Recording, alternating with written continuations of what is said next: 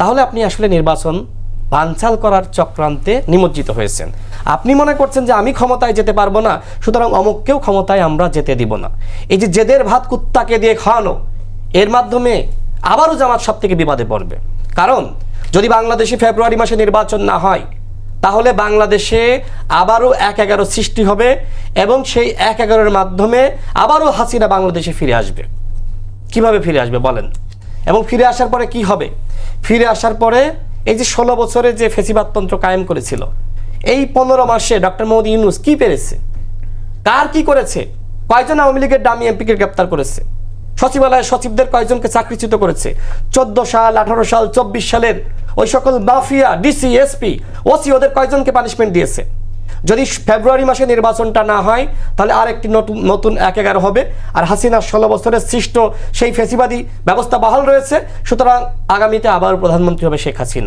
এবং জামাত কেন এই জিনিসটা উপলব্ধি করতে পারছে না, সেটা আমি আসলে বুঝতেছি না।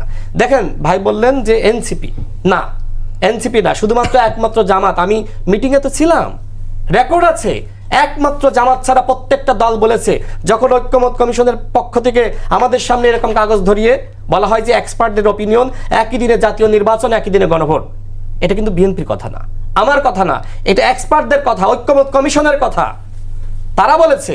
সেই ঐক্যমত কমিশন আবার ভাওতাবাজি করে, প্রতারণা করে উল্টা প্রস্তাব দিল যে আগে হইতে পারে, পরের হইতে পারে। আরে বাবা, তুমি তো আমার সামনে দিয়েছো, সেই কাগজ এখনো পর্যন্ত সবার কাছে আছে। এই যে ঐক্যমত কমিশন প্রতারণা করেছে, এই প্রতারণার প্রমাণ তো আমি দিলাম। তাহলে কেন তারা বলল বিএনপিকে? বিএনপি, হ্যাঁ এটা সত্য, বিএনপি বলেছিল যে গণভোট সবসময় পৃথিবীর ইতিহাসে আমরা দেখেছি সব জায়গায় গণভোট জাতীয় নির্বাচনের পরে হয়। স্বাধীন মালিক কি চুনোপুটি আইনজীবী না?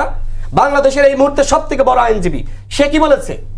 পৃথিবীতে যেখানে গণভোট হয়েছে জাতীয় নির্বাচনের পরে হয়েছে। কোনো যুক্তি নাই, ব্যাখ্যা নাই, আগে হইতে হবে, আগে হইতে। What is this? যুক্তি দেন আপনি। ঐক্যমত কমিশনে তো আমরা ছিলাম, কোনো যুক্তি দিতে পারে নাই যে কেন আগে লাগবে।